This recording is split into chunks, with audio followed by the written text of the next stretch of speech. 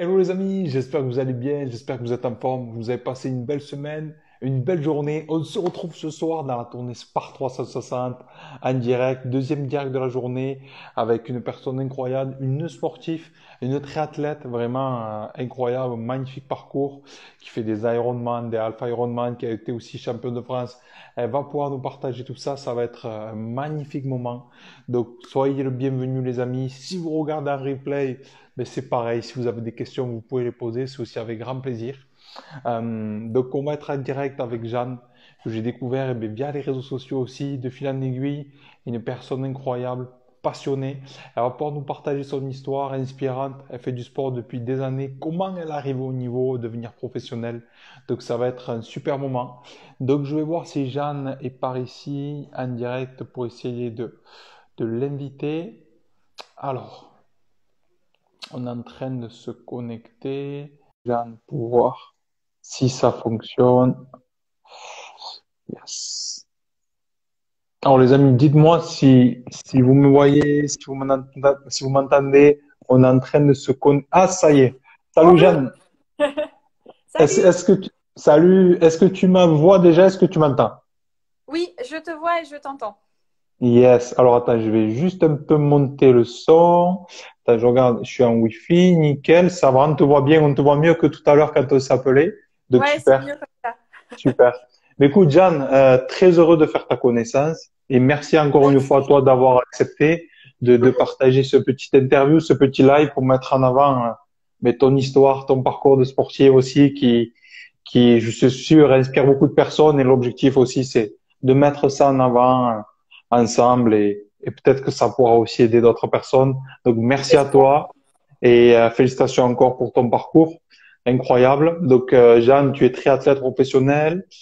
Tu fais des Ironman, comme tu l'as dit, des Alpha Ironman. J'ai vu aussi que tu avais été championne de France. C'est ça?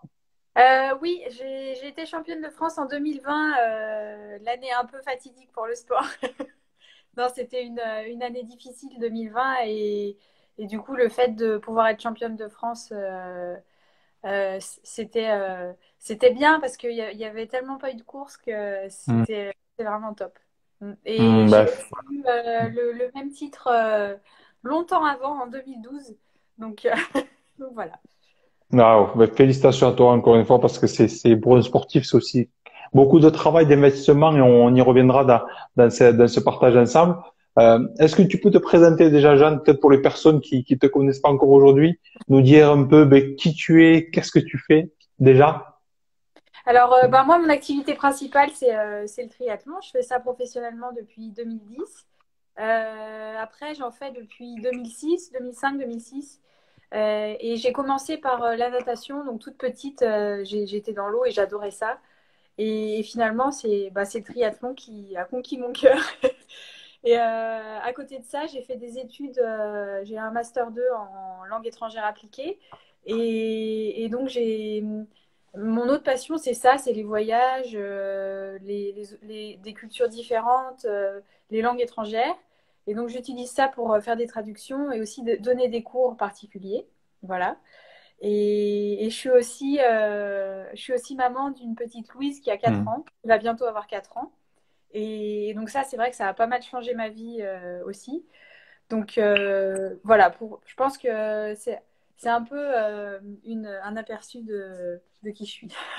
Ouais, ben, félicitations, parce que c'est vrai aussi quand on a un enfant, moi aussi j'ai une petite fille de 3 ans, et quand on est Oui, sportif ou entrepreneur, c'est aussi beaucoup de choses à s'organiser, à gérer, et ça montre aussi que c'est possible. Ça montre aussi que c'est possible. ouais, Quoi, parce que oui. oui, c'est vrai que le fait de devenir maman, ça, ou papa, hein, mais ça change complètement. Moi, avant de l'avoir, j'imaginais pas à quel point ça allait changer ma vie, en fait. Hmm. Je réalisais pas, je pense. Et, et justement, la part d'innocence fait que bah, j'ai bien vécu ma grossesse et tout ça. J'ai pas été stressée par rapport au sport ni au triathlon. Mais j'ai réalisé après, en ayant Louise, que ça changeait tout, l'organisation de ma vie, de mon quotidien de sportive. Mais ce serait la même chose pour un autre métier, j'imagine, hein. Mais voilà, pour le triathlon, oui, il faut s'organiser autour Hmm. de ce quoi. Excellent, excellent. En fait, je trouve que Euh, dans le sport, on a tendance parfois à être. Enfin, il y a beaucoup de sportifs qui sont un peu égocentrés ou il y a une part d'égoïsme forcément pour avancer seul dans son projet. Et quand on a un enfant, ça nous forcément fait sortir de ce truc-là. Et c'est pas que nous, tout ne tourne pas autour de nous, c'est non, hmm. tout tourne autour de notre enfant. Donc là, ça change complètement les perspectives, quoi. Exactement. Et il faut arriver à composer avec pour continuer à C'est ça. avancer et pouvoir assumer ses rôles. Et je comprends tout à fait ça. Je comprends tout à Oui. fait ça. Avec ma compagne aussi, on est tous les deux très sportifs, dans le coaching aussi. Et ça veut dire que c'est aussi des modes de vie différents et où toute la semaine tu peux travailler, mais quand tu as un enfant, il faut aussi être là. Enfin, pour nous, C'est c'est ça. aussi la vision de voir les choses. L'objectif, c'est de passer aussi du temps de qualité avec. Mais c'est vrai, quand Oui. on s'entraîne beaucoup, ben, il faut s'organiser. Et, euh, et justement, la question que je voulais te poser, Jeanne, c'est donc par rapport au sport. Tout à l'heure, on s'appelait, tu m'as expliqué un peu rapidement. Qu'est-ce qui a fait que tu as commencé le sport? À quel âge tu as commencé le sport un petit peu? Comment ça s'est passé pour toi? Alors, je crois que j'aimais beaucoup l'eau toute petite et du coup, mes parents se sont dit, bah, on va la faire nager et c'était vraiment mon choix. Hein. C'est pas, personne m'a forcé, mais Hmm. j'aimais bien aller à la piscine et nager et finalement, j'ai pas essayé plein de sports. J'étais vraiment à fond là-dedans. Et donc, je m'y suis mise, mais je devais avoir 5 ans à peu près, quelque chose comme ça. Et finalement, je suis rentrée dans mon club où je suis aujourd'hui, le Saint-Étienne Natation pour la natation. J'avais 7 ans. Et là, j'ai commencé à faire ben, plein de compétitions et tout ça jusqu'à ce que j'ai 16 17 ans. À 17 ans, je me suis dit, bon, j'ai envie d'essayer autre chose parce que je me suis rendu compte que j'adorais courir. Et c'est en courant qu'en fait, j'ai voulu aller vers le triathlon. Et à 18 ans, je me suis mise au triathlon, j'ai découvert ça. Et en fait, j'ai découvert à quel point je préférais être dehors, faire du vélo, courir et enchaîner les trois. Et en fait, le triathlon, ça m'a permis d'associer un sport que j'aimais d'origine, qui est la natation, Hmm. à deux autres sports que j'ai découverts et que j'adorais, quoi. Donc, j'ai été tout de suite, j'ai adoré ça, quoi. Ben, je vais rebondir sur ça parce que c'est quand même assez incroyable.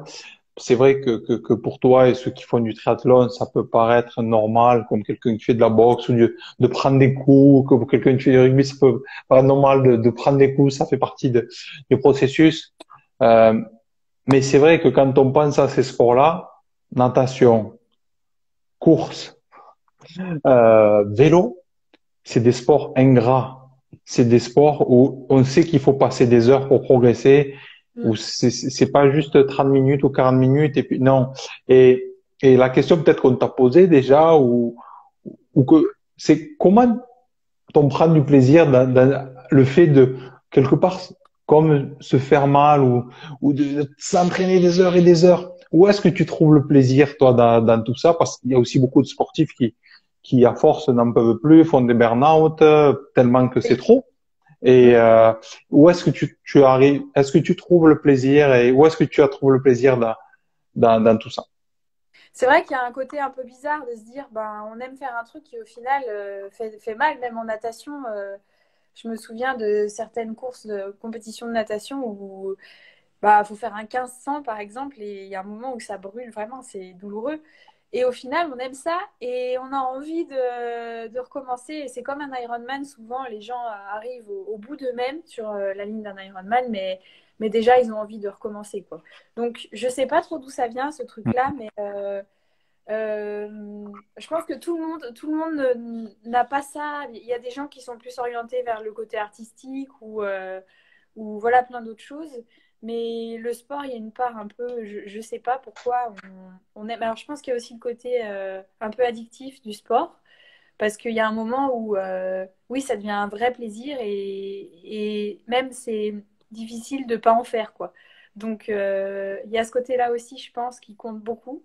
Mais je sais que moi, je pense dans mon enfance, il y a eu plein de choses qui ont fait que j'ai eu envie et je ressens pas la douleur forcément.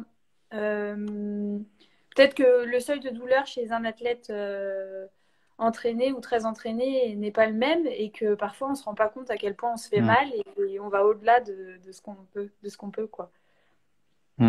Excellent, Jean. Justement, qu'est-ce que du coup, parce que c'est vrai pour les sportifs, on comprend, on arrive à se visionner, on arrive à comprendre de nous-mêmes que voilà, le fait de se dépasser, ça nous fait nous sentir vivants, ça nous fait nous sentir bien, ça nous fait nous sentir confiants, ça nous fait nous sentir mieux avec les autres, etc. Qu'est-ce que toi, dans ta jeunesse ou même aujourd'hui, justement, euh, ce métier, même si c'est un sport aujourd'hui pour toi, mais voilà, ça reste un sport. Qu'est-ce que ça t'apporte justement, ça, pour toi personnellement, dans ta vie de tous les jours? J'ai souvent dit ce que tu as dit, c'est de me sentir vivante. Et je pense qu'il y a plein de manières de se sentir vivant, mais ça particulièrement, j'ai toujours eu l'impression que j'avais envie d'aller faire une course parce que j'allais vivre des trucs incroyables. Et c'est Hmm. pour ça que j'ai décidé de me mettre aux longues distances, parce que j'ai plus ressenti ça dans les triathlons longue distance que dans, quand j'étais plus jeune, dans les courtes distances. Et par exemple, à chaque fois que j'ai fait un Ironman, j'ai eu l'impression de vivre un petit bout de vie. C'est une vie en raccourci en fait, parce qu'on a des hauts, des bas pendant une course, mais il faut savoir gérer tout ça, pas tomber dans l'émotion pour arriver bien au bout de sa course, quoi. Et je trouve que c'est en fait finalement une belle leçon de vie quand on fait une course comme ça où on se dépasse. Donc Hmm. c'est vraiment ça, d'avoir l'impression de vivre à fond, quoi, de profiter. Puis Hmm. bon, j'avoue que le quotidien d'un sportif, c'est pas toujours facile parce que c'est pas que l'entraînement qu'on fait, c'est tout ce qu'il y a autour, qui est toujours autour du sport finalement. Enfin, on n'essaye pas trop, mais forcément, le sommeil, l'alimentation, etc., tout ça, ça fait partie du sportif. Donc ça prend beaucoup de place, mais quand même, c'est cool de pouvoir. Moi, j'adore. Je me dis, bah, je vais faire ma sortie vélo. J'ai vachement de chance. Je suis pas dans un bureau où j'ai pas les mêmes contraintes. Et donc, je pense que c'est une chance et il faut que j'en profite. Hmm. Magnifique. Tu as quel âge, Jeanne, aujourd'hui? Peut-être pour les gens qui veulent savoir. J'ai 34 ans. Et donc, ça fait ouais, depuis que j'ai 18 ans que je fais du triathlon. Waouh, incroyable. Et toujours passionné. Est-ce que tu peux expliquer ce que c'est un Ironman, peut-être pour les gens qui connaissent Oui. pas? Alors, c'est 3,8 km en natation, enchaîné par 180 km en vélo et un marathon en course à pied. Donc c'est vrai que ça paraît un peu fou quand on dit ça comme ça parce que c'est tellement énorme comme distance que voilà. Mais finalement, il y a pas mal de gens qui le font. Donc il doit y avoir beaucoup de fous. Comment on arrive à manger, à intégrer, à faire ça, en fait? Comment on peut arriver à se faire ça? Tu veux dire juste d'un point de vue physique ou comment on arrive à se dire qu'on va faire Ouais, ça? ouais, comment, du coup, parce que quand tu te dis, je vais courir un marathon, je vais enchaîner, ça va durer 10 heures, 15 heures, 20 heures, 30 heures, Mm. les gens qui ne connaissent pas ou pas trop se disent, c'est des fous, ils vont mourir, c'est des fous. Mais Ouais, comment, toi, de ton expérience, de ton recul, et que ça fait maintenant des années, euh, qu'est-ce que tu peux dire par rapport à ça? Est-ce que tout le je monde pense peut le que faire? Comment? Est-ce qu'il faut s'entraîner beaucoup? Comment on peut arriver à faire ce genre de choses? Alors oui, je pense que c'est pas mal d'entraînement, mais au final, je vois beaucoup de gens qui bonjour, je vois beaucoup de gens qui au final bah, travaillent beaucoup et arrivent à faire des Ironman très très corrects. Donc je me dis que on pense toujours qu'il faut faire des tonnes et des tonnes et des quantités d'entraînement pour avoir un bon résultat. Mais je pense que c'est pas le cas. Au contraire, faut pas tomber dans le surentraînement. Et souvent, ce que je dis, c'est que bah, pour les gens qui travaillent à côté et qui ont une vie de famille, c'est de savoir garder cet équilibre entre l'entraînement qu'ils doivent faire pour profiter de leur course et leur vie personnelle, quoi. Parce que ça peut souvent sur Ironman particulièrement ou sur triathlon longue distance, ça peut souvent prendre une place, comme je disais tout à l'heure, énorme et après être vraiment compromettant dans la vie personnelle, quoi. Et donc on peut y arriver en n'étant pas forcément complètement fou dans l'entraînement. Bien sûr, ça demande de l'assiduité, de la régularité, Mais je pense que ce qui fait aussi qu'on arrive au bout d'un Ironman, c'est le mental, c'est la tête, parce qu'il y a un moment où on a eu beau s'entraîner du maximum qu'on pouvait, euh, c'est quand même la tête qui nous mène au bout. Et si on est assez fort pour ce jour-là, pour se dire, ben, on y va, on arrive à y aller, quoi. Incroyable, incroyable. Et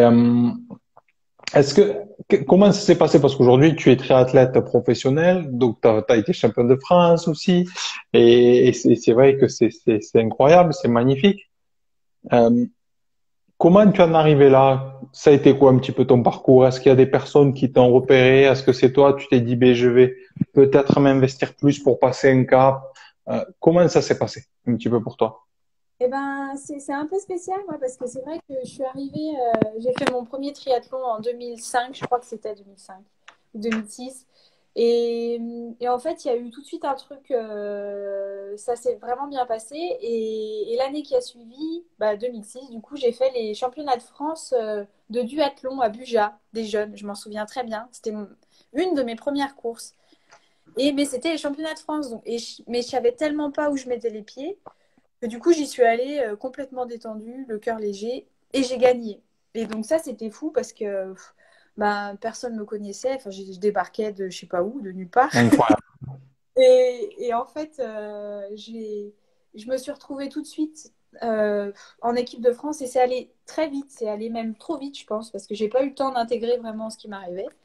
Et, et donc de là, j'étais en équipe de France, j'ai fait les championnats d'Europe, les championnats du monde.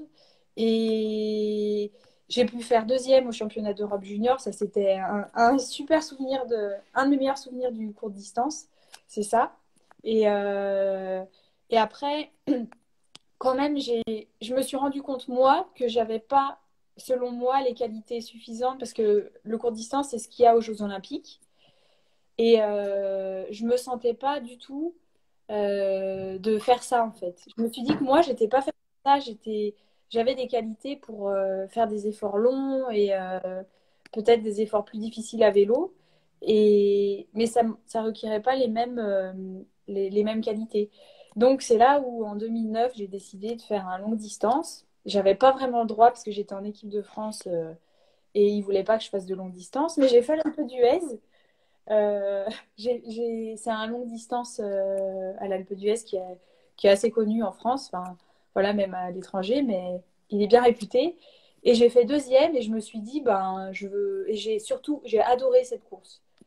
Et c'est comme ça que j'ai décidé. Après, bon, ils n'étaient pas très contents, les gens à la Fédé, que j'ai fait cette course. Et c'est de là que je suis partie. Et j'ai décidé d'arrêter ma quête du court distance et d'aller vers ce qui me faisait vraiment plaisir.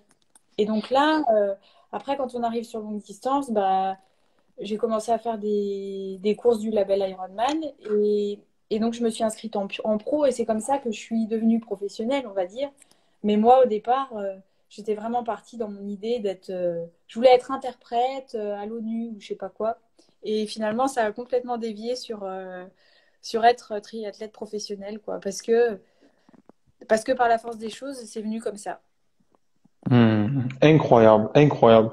Et, et c'est fou parce que dans ton parcours, ce que tu dis, ben, quelque part, voilà, tu fais des super résultats parce qu'on te repère, tu vas direct en équipe de France et après encore, tu finis deuxième, comme tu dis, au championnat d'Europe. Donc, tu aurais pu faire des JO, tu aurais pu faire les JO aussi. Oui, alors j'étais en préparation olympique, bah, voilà, peu de temps après avoir commencé le triathlon. Mais justement, c'est là où j'ai vu mes limites parce que pourtant je viens de la natation, mais j'arrivais pas à me débrouiller bien en triathlon et je sortais jamais dans le bon groupe. Et ça me mettait vraiment en retard sur la course. Et bah, c'est toute une tactique. Et après, ben, j'étais plutôt seule en vélo et à pied, j'adorais, je rattrapais pas mal de monde, mais c'était déjà trop tard pour réussir à faire quelque chose où déjà je prenais plaisir et en plus j'avais un résultat correct sur ce genre de course de Coupe du Monde et Hmm. tout ça. Et donc c'est là où j'ai dit, ben non, finalement, peut-être que je me trompe, c'est pas là-dedans qu'il faut que j'aille. Moi, il faut que j'exploite mes capacités. Et c'est comme ça que je suis partie vers le long distance, quoi. Ah, c'est fou ce que tu dis parce que si je comprends bien, c'est-à-dire que tu as quand même un super niveau en nage. dans la natation, tu as fait depuis des années. Et Oui. en fait, tu mets des super résultats, mais quand même, ce que je comprends, c'est quand tu te prépares pour les JO, tu te rends compte que quand même, tu as une lacune en natation. Ouais, alors c'est très bizarre, c'est que en fait quand j'étais nageuse, je faisais de la brasse, ma spé c'était la brasse et le quatre-nage. Donc je faisais toutes mes séries en brasse et en quatre-nage et c'est vrai que j'étais pas du tout crawleuse.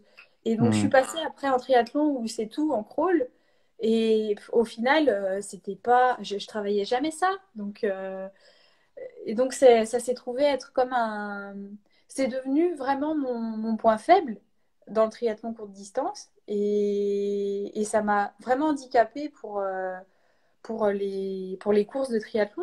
Et en plus, en triathlon, c'est en eau libre, donc c'est encore différent parce qu'il faut savoir bien prendre les pieds, c'est-à-dire se mettre dans la vague des autres concurrentes.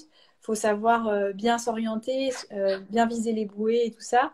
Et c'est pas, c'est encore autre chose par rapport au bassin, quoi. Hmm. Excellent. Ouais, c'est quand même beaucoup de courage parce que tu arrives à un certain niveau et là, tu te dis, je vais essayer quand même autre chose. Et Mais puis, surtout, ouais. surtout que là, bah, moi, je faisais partie du coup de l'équipe de France et c'était la Fédé qui nous supervisait. Et ils voulaient que j'aille faire une Coupe du Monde en août, je me souviens. Mais moi, j'avais dans l'idée de faire ce longue distance. J'avais jamais fait de longue distance. Mais ils m'avaient vraiment dit, si tu fais ce longue distance, bah, tu peux dire adieu à ton équipe de France. Et donc j'ai quand même fait ce choix. Je me suis dit, ben, je préfère tenter et faire quelque chose qui, je pense, va me plaire. Souvent, je fonctionne un peu comme ça à l'intuition, et j'ai eu cette intuition que certainement je faisais le bon choix en allant faire le long de l'Alpe d'Huez plutôt que de faire cette Coupe du Monde à Tijo Varos. J'ai j'ai fait le bon choix, j'en suis sûre aujourd'hui. Hmm. Excellent, excellent. Donc là, ben, comme tu dis, tu fais deuxième en cette course. Et, euh, et après, qu'est-ce que tu te dis? Ben, comment ça se passe après du coup? T'es plus dans cette équipe de France. Euh, Comment ça se passe? Ouais, donc je quitte l'équipe de France courte distance pour finalement rejoindre l'équipe de France longue distance parce que j'ai fait après les championnats de France longue distance. Enfin, avant ça, en 2010, j'ai découvert la distance Ironman. C'est là où j'ai fait mon premier Ironman, oui. Et ça s'est très bien passé. Et c'était pas une course spécialement pour moi en plus, mais j'avais vraiment envie de découvrir ce que c'était. Et après 2011, j'ai commencé à gagner des courses du label Ironman. J'avais gagné Aix, c'est un Alpha Ironman. Et là, après, du coup, j'ai été en équipe de France longue distance. J'ai été championne de France en 2012 et ça m'a permis de faire les championnats de France longue distance en 2012, 2013. Je me souviens plus après quelles années je les ai fait encore. Je les ai fait quelques fois, ces championnats du monde longue distance. Et, euh, et voilà, Incroyable. j'ai eu plein d'expériences différentes. Mais voilà, surtout après, j'ai découvert enfin, je savais déjà, mais j'adore la montagne. Et donc, Hmm. j'ai décidé en 2012 de faire l'Ambraman. Alors, c'est une course, je ne sais pas si tu as déjà entendu parler, mais c'est une course de triathlon assez mythique dans les Alpes. Et, et je me suis dit en 2012, un peu au dernier moment, je dis à mon entraîneur, j'ai envie d'essayer cette course parce que pareil, comme cette idée de l'Alpe d'Huez, j'avais l'intuition que j'allais aimer ça. Et en fait, je l'ai gagné et je ne m'attendais pas trop à ça. Je me suis retrouvée à gagner cette course et je pense, que c'est vraiment ça qui a, j'ai l'impression, lancé enfin, il y a d'autres choses qui ont lancé ma carrière, mais ça, j'ai eu l'impression que c'était vraiment un élément déclencheur. Et, et ça m'a lancé pour les autres années. Alors, j'ai eu des années plus belles que d'autres, hein. Il y a eu des années très difficiles où j'ai été blessée beaucoup, où je me suis trompée dans mon entraînement, enfin, voilà. Et même au niveau mental, ça peut être difficile, comme on se disait tous les deux avant. Mais voilà, aujourd'hui, je suis encore là, donc c'est que j'ai survécu. Ouais, c'est bien ce que tu parles parce que c'est vrai que peut-être quand on est dans la lumière, ben, il y a tout le monde qui est là, qui nous applaudit, qui nous dit c'est super. Mm. Mais la vérité, c'est qu'un sportif de haut niveau qui continue, il y a aussi des moments très difficiles. Oui. Mais on en parle aussi dans tous ces lives avec certaines personnes. Mm. C'est justement, c'est là. C'est dans des moments difficiles, tu te dis, ben, je vais faire quoi en fait? Est-ce que j'arrête? Est-ce que j'abandonne? Est-ce que je continue? Est-ce que j'arrête tout? Je passe à autre chose? Et Ouais. qu'est-ce que tu te dis toi dans ces moments difficiles de doute, de blessure? Est-ce qu'à des fois tu te dis bon, mais maintenant c'est bon, j'arrête, je continue j'ai fait ce que j'avais à faire? Ou ou qu'est-ce que tu as fait parce que tu es toujours là donc tu as continué, mais où est-ce que tu Ouais. allais chercher cette force, ce courage de te dire je continue, je vais pas lâcher? Bah, c'est vrai que j'ai vécu ça plusieurs fois et encore plus avec l'âge. C'est vrai qu'aujourd'hui j'ai 34 ans, donc je fais plus partie des petites jeunes comme j'étais au début. Je suis plus de l'autre côté de de la carrière, plutôt vers le milieu fin de ma carrière, on va dire. Et donc du coup ça, forcément quand il y a un moment difficile, enfin moi je me suis posé la question, alors qu'avant je me la posais pas. Est-ce que je suis arrivée au bout de moi ou Hmm. forcément mais toujours quand j'ai eu des moments difficiles et de doute, j'ai toujours vécu pleinement ce moment, donc difficile, donc toujours dur. Et puis après, je trouve des petites ressources. Je me rends compte à quel point j'aime ce sport et que je suis pas prête à arrêter, en fait, je réalise. Parce qu'au début, je dis, ah oui, je veux tout arrêter, ça me saoule, je vais faire autre chose. Puis après, je me dis, mais non, en fait, je peux pas arrêter, là, je suis pas prête du tout à arrêter. Et donc, et ben souvent, c'est le meilleur moment pour Hmm. prendre des décisions, faire des changements. Les doutes, en fait, je trouve que ça amène beaucoup de... Et ben ça amène beaucoup de choses positives après. Parce que au final, j'ai eu l'impression que ça m'apportait plus que les moments où tout va bien. Parce qu'on surfe un peu sur une vague quand tout va bien. Et quand ça va pas, il faut tout voir pourquoi ça va pas, tout remettre en question, quoi. Et donc, j'ai souvent trouvé que ça m'apportait beaucoup, ces moments difficiles, même si c'est pas agréable de les vivre. Bah, à chaque fois, je me dis, bon, maintenant, je vais pas rester au fin fond du gouffre. Je vais plutôt regarder ce que je peux faire pour que ça aille mieux et pour changer les choses. Et je pense que c'est comme ça qu'après, on rebondit bien, quoi. Quand on a bien touché le fond, on peut mieux pousser pour remonter. Ah, c'est super ce que tu partages et merci à toi de partager tout ça à cœur ouvert aussi parce que et si je comprends si ce que je comprends de ce que tu partages c'est quelque part comme tu dis dans les moments de doute, de difficulté ou de blessure. Mais finalement, ce temps-là, c'est comme s'il nous était donné pour faire un point sur nous, faire un point, faire une introspection, se poser peut-être de nouvelles questions pour se réorienter. Oui, c'est ça. Je trouve que c'est ce qui permet de faire un point sur nous, exactement. Et la dernière fois que ça m'est arrivé, c'était vraiment récent, c'était en octobre 2021, là, où j'ai eu enfin, beaucoup de blessures l'an dernier, et donc j'ai fini sur une blessure. Et là, j'étais tellement au bout du bout mentalement que je me suis dit, Hmm. j'ai vraiment failli me dire, ben, je passe à autre chose, de toute façon, je suis finie, ou je sais pas quoi. Et en fait, après, c'est là où je me suis dit, bah non, en fait, change des choses. J'ai changé plein de choses et je réalise que j'ai bien fait. Enfin, je suis contente que ce soit passé, sinon je ferais toujours les mêmes erreurs aujourd'hui. Donc, oui, c'est bénéfique en Ah, fait. Mm. super, super intéressant. Merci Jeanne pour tout ce que tu as partagé déjà. Et je voulais te poser une question maintenant pour aider peut-être des sportifs qui sont là ou qui regarderont en replay, peut-être dans un an sur YouTube ou deux, bref, Ouais.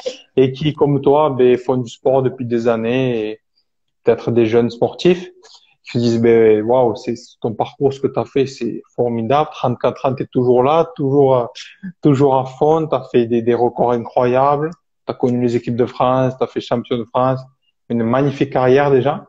Et si tu avais trois conseils que tu aimerais donner justement à ces jeunes, si tu pouvais résumer en trois conseils pour aider ces jeunes à peut-être aussi pouvoir se dépasser, atteindre leurs objectifs, qu'est-ce que tu aimerais leur partager?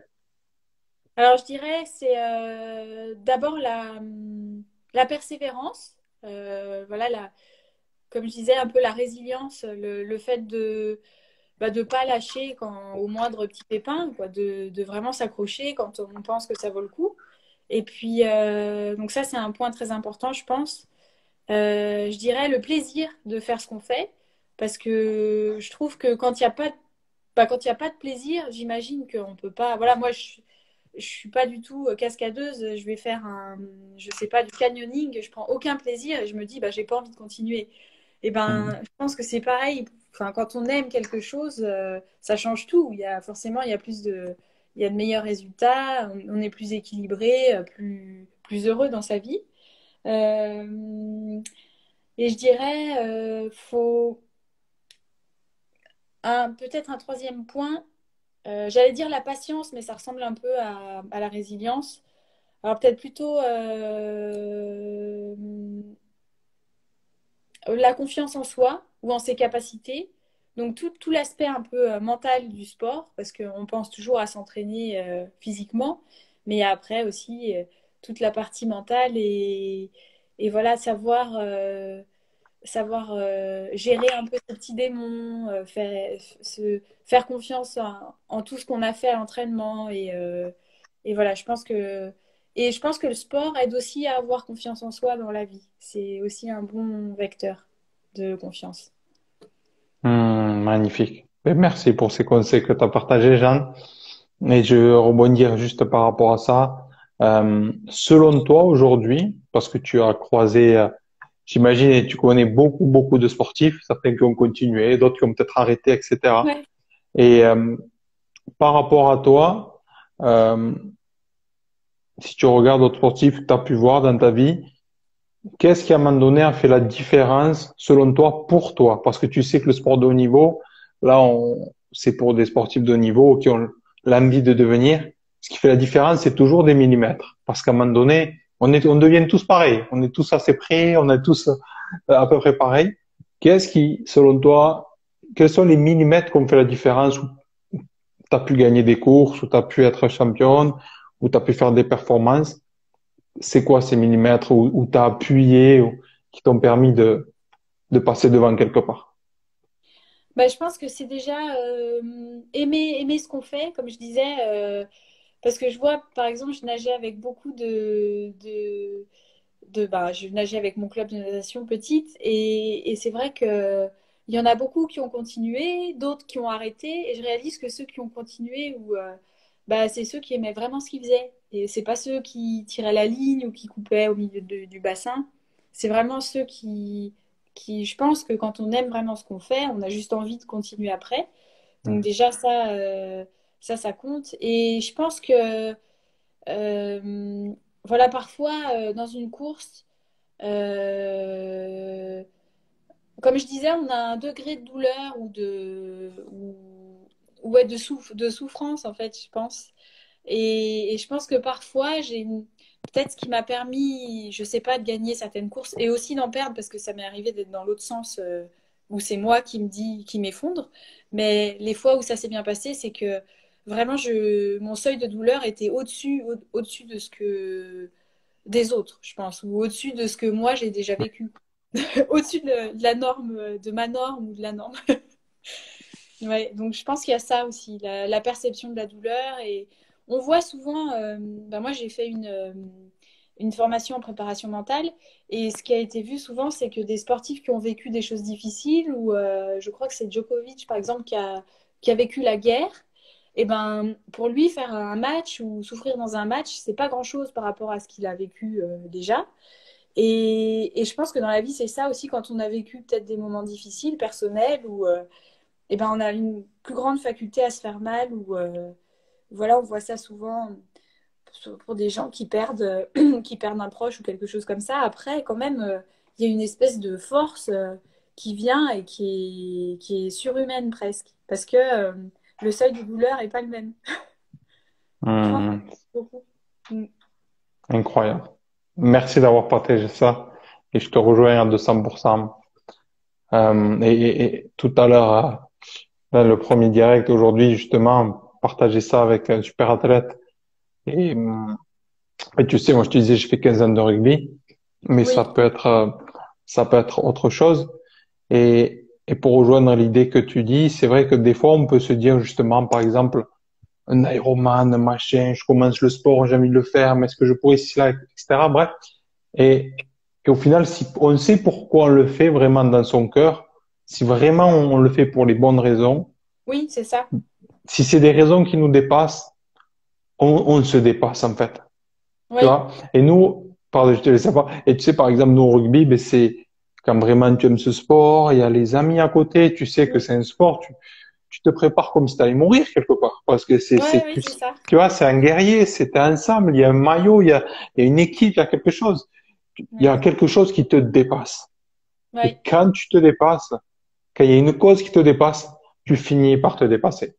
oui.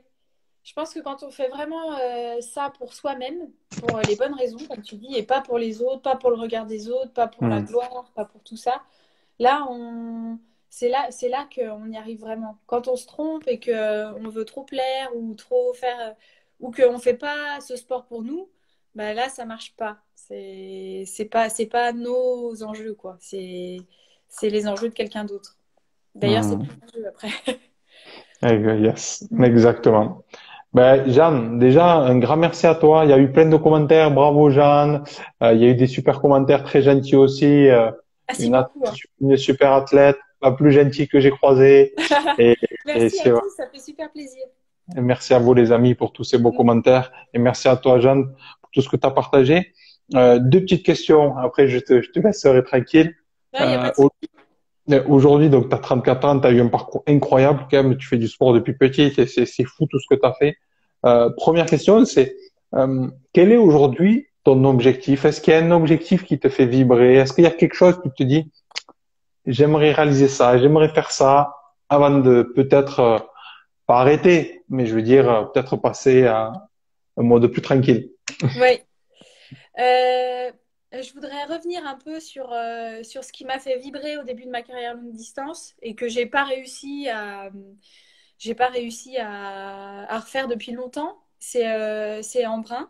Parce que pour moi, symboliquement, c'est vraiment une course bah, qui a fait quelque chose dans ma carrière de triathlon. Et du coup, j'ai envie d'y retourner et j'ai envie de me faire plaisir. Voilà, c'est ça. De profiter de la course comme ça fait longtemps que j'ai pas pu en profiter. Et voilà, après, il y a tout ce qui tourne autour des championnats du monde Ironman qui se déroule à Hawaï, que j'ai pu faire une fois et qui est assez mythique. Et j'aimerais bien y retourner une fois avant la fin de ma carrière. C'est pas une course qui me fait vibrer, pour être tout à fait honnête. Même si l'environnement et tout, bah, c'est canon, ça fait vibrer ça, mais la course en elle-même, c'est pas celle qui me fait le plus vibrer. Mais quand même, il y a ce côté mythique et puis c'est les championnats du monde, donc voilà, j'aimerais bien y retourner et me qualifier et pouvoir y aller. À se dire, je vais tout donner une dernière fois, voir ce qui reste à moi. Ouais, c'est ça, Hmm. exactement. Ouais. Excellent, excellent. Et après ça, est-ce que tu aimerais essayer peut-être autre chose, peut-être ou tu verras bien d'ici là. Alors, je sais pas vers quel autre sport. Enfin, je pense que je serais toujours un peu comme mon entraîneur Yves Cordier, qui lui, bah, Yves, il a arrêté le triathlon professionnellement depuis un moment, mais il continue toujours à s'entraîner par-ci par-là, à se faire plaisir. Et donc, je pense que je serais toujours un peu dans ce mode-là parce que Hmm.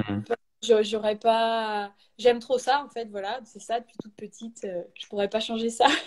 Yes. Et après, j'aimerais beaucoup travailler dans un métier où je peux aider les gens. Comme là, j'ai commencé à donner des cours de soutien scolaire. J'ai l'impression d'aider un petit peu les gens. Et donc, j'ai envie de faire ça. euh, de m'investir aussi dans des associations. Là, je travaille déjà, enfin, je suis bien en collaboration avec Le Point Rose. C'est une association pour les soins palliatifs des petits. Et aussi avec une dame qui s'appelle Christine Hainaut et qui a lancé tout un truc autour du cancer pédiatrique. Et tout ça, c'est des choses qui Hmm. m'intéressent. Et j'ai envie, voilà, si je peux me... Après, si je... bah déjà, je suis un peu dedans, mais si je peux encore plus m'investir après là-dedans. Mais voilà, je sais pas trop, faut que je me décide un petit peu dans tout ça, mais il y a plein de choses qui me plaisent et que j'ai envie de faire après. Donc voilà, j'espère pouvoir me faire plaisir autant que dans ma carrière de triathlon. Ouais, j'en suis persuadé. En tout cas, Jeanne, vraiment, tu es une magnifique personne et on a dû te le dire déjà plein de fois, mais voilà, forcément, il y a plein de choses plein de valeurs que j'aime beaucoup chez toi, forcément. Super gentil, Euh, merci beaucoup. on est toujours le reflet des autres, on se voit toujours dans les autres aussi et tu partages beaucoup d'humilité, de vouloir aider et tout ce que tu fais, c'est incroyable. Donc, félicitations à toi, vraiment. Merci Et beaucoup. merci vraiment beaucoup à toi. Et, et souvent, tu sais, on, on peut croire des fois que, moi, je me rappelle quand j'étais tout jeune, que, vers 15 ans, j'ai poussé la salle de sport de musculation parce que j'étais comme ça et que je voulais devenir joueur de rugby professionnel. Et je voyais tous ces monstres, tous ces gars, tu sais, je me suis dit, mais ils sont inaccessibles, tu sais, t'oses même pas leur parler. Et, et juste pour dire que tout le monde est accessible, en fait. Ouais, Sportif de haut niveau, pas sportif de haut niveau, qu'importe. Et aujourd'hui, avec les réseaux, mais même à travers une course, et c'est ça pour moi les valeurs du sport. oui. Et tu l'incarnes pleinement de l'accessibilité, de la simplicité. Et il faut pas hésiter. Il faut pas hésiter si vous avez besoin d'envoyer un message, si vous avez des questions ou quoi, que vous demandez quelque chose à Jeanne, il faut pas hésiter en fait. Avec plaisir. Oui, ce sera avec Et, plaisir. et donc merci pour tout ce que tu fais, merci les amis pour vos commentaires. Dernière chose, après je te laisse tranquille, profiter de ta soirée. Euh, on va dire, Jeanne, que tu réalises tous tes rêves qui te restent, tous tes projets, tout ce que tu as envie de faire. Vous voyez, tu vis jusqu'à 120 ans, plein d'énergie, tu kiffes à fond, ok? Et avant de partir, ben, on te dit, ben, Jeanne, merci pour tout ce que tu as fait, toutes les personnes que tu as inspirées, tout ce que tu as fait, c'était incroyable. Mais comme tu le sais, tu peux rien emporter, ça marche Ouais, pas. Par contre, ouais. tu peux laisser une phrase, une seule phrase dans ce monde, où il y aura gravé ton nom, ton prénom. Qu'est-ce que tu aimerais laisser? Ah, c'est difficile hein, comme question. Parce qu'il faut que je fasse le tri dans toutes les phrases qui me viennent là à l'esprit. Ce qui est le plus important peut-être pour toi. Bah, moi, je dirais qu'il faut vivre sa vie pleinement sans se poser 10 000 questions, et qu'il faut aussi suivre son instinct. Voilà, si j'étais une petite mamie, voilà, est-ce que j'avais des arrière-petits-enfants, je leur dirais, écoute mon petit, écoute ton cœur, écoute ton instinct, tu te tromperas pas. Souvent, enfin, je trouve que souvent, c'est ce que j'ai que 34 ans, mais de mon expérience, c'est ce que j'ai remarqué. C'était vrai. Quand j'ai suivi mon cœur ou mon instinct, ça a marché. Ah, c'est beau ce que tu dis parce que c'est la phrase de ma vie aussi que j'ai gravée sur mon bras à 16 ans. C'est la force d'un homme vient de son cœur et c'est Ah, ce qui c'est m'a vrai, tout. c'est vrai. Ah Ouais. ouais, c'est si en Ouais. anglais, ouais. Et souvent, moi c'est voilà comme je te dis un peu, et c'est souvent quand on est au fond du seau ou quand on n'a pas grand-chose où ça nous permet de revenir à l'essentiel. Et l'essentiel, Et- c'est quoi? C'est le cœur, c'est ce qu'il y a en nous. exact. Et des fois, ça va faire peur. Des fois, on se dit, ouais, il va falloir que je fasse ça, que j'arrête ça. Ouais. Mm. S'il y a quelque chose, comme tu le disais, qui vraiment t'appelle, moi, j'aime bien dire ça, écoute la voix qui te montre la voie, tu vois. Et si cette voix, elle revient sans cesse, et comme tu nous l'as partagé aussi dans des décisions que tu as prises, ben oui, peut-être que tu vas avoir l'impression de, entre guillemets, perdre quelque chose, mais c'est une évidence qu'il y a quelque chose de plus grand qui t'attend. Ouais, ouais, je pense qu'on sent bien les choses et qu'on se trompe pas souvent. Il y a, je sais pas, oui, parfois on sait les choses, on sait que c'est les bonnes décisions qu'il faut qu'on prenne, mais on est parasité un peu par l'extérieur ou Mm. par, on peut être parasité par plein de choses, par notre passé, par ce qu'on pense du futur. Alors que je pense que parfois on devrait plus se faire confiance à notre instinct. Et, et ouais, donc c'est pour ça, je suis d'accord avec la phrase que tu disais, ton Mm. tatouage. Mais Jeanne, merci beaucoup. Merci beaucoup Merci. vraiment. C'était Très chouette. heureux d'avoir fait ta connaissance. Franchement, tu t'es livré à cœur ouvert et toutes les personnes qui passent par là, mais c'est l'objectif de partager ton message, ton histoire qui est incroyable. Et avant de terminer ce live, pour les gens qui regardent maintenant ou en replay, vous pouvez vous abonner les amis au compte à Jeanne, suivre tout ce qui est fait, partage un peu ses entraînements, ses ressentis, les victoires aussi, pour suivre tout ce qui est fait. Et donc, je partagerai aussi sur YouTube. Je partagerai aussi avec ton compte pour que les gens puissent suivre tout ce que tu fais. Et je suis sûr que tu vas faire plein de choses incroyables par la suite aussi.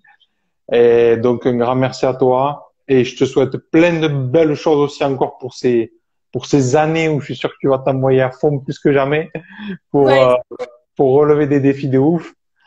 Et voilà, merci beaucoup. Merci à toutes les personnes pour vos messages aussi.